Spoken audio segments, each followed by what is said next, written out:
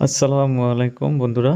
আজকে আমি আপনাদেরকে সহজে ইংরাজি উল্টো ই অক্ষর দিয়ে সহজে কিভাবে দোতলা ঘর বানানো যায় সেটা আমি আপনাদেরকে শেখাবো।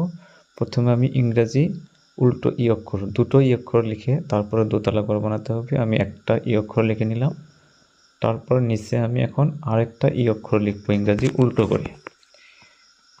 এভাবে এখানে নিচে আমি আরেকটা ই অক্ষর লিখে নিলাম, লিখে সুন্দর করে আমি একটা ইউনিক স্টাইলে দোতলা ঘর বানাবো।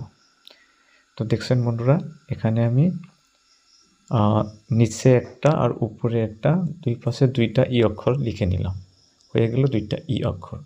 তারপর আমি এখানে কি করব, নিচের অংশটাতে মাঝখানে এইভাবে আমি দুইটাতে কানেক্ট করে লাগিয়ে দিব, দুই পাশে একটু করে বাড়িয়ে তারপর আমি লাগিয়ে দিব।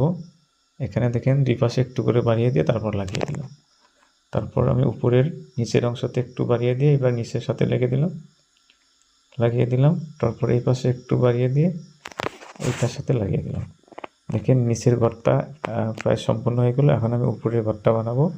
উপরে এই দুইটাই এভাবে লাগিয়ে দিলাম একটু বাড়িয়ে দিয়ে।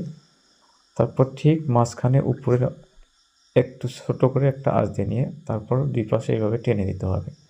দেখেন খুব ইউনিক স্টাইলে সহজে শিখুন এরকম ইংরাজি উল্টো ই অক্ষর দিয়ে দোতলা ঘর বানানো, এবং নিজেদের ছোট ছেলে মেয়েদেরকে আপনারা কিন্তু সহজে শেখাতে পারবেন।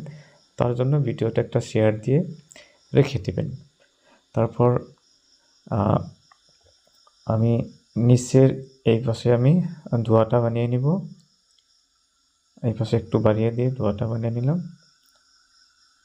তারপর এখানে দরজাটা দিয়ে দুই পাশে দুইটা জানলা দিয়ে দেব। দেখেন সুন্দর ইউনিক স্টাইলে একটা দোতলা ঘর হয়ে গেল। তো বন্ধুরা, ভিডিওটা কেমন লাগলো অবশ্যই আমাদেরকে কমেন্ট করে জানাবেন। ভালো লাগলে লাইক কমেন্ট শেয়ার করবেন। আমাদের চ্যানেলে নতুন হলে চ্যানেলটাকে অবশ্যই সাবস্ক্রাইব করবেন। ধন্যবাদ সবাইকে ভিডিওটা শেষ পর্যন্ত দেখার জন্য।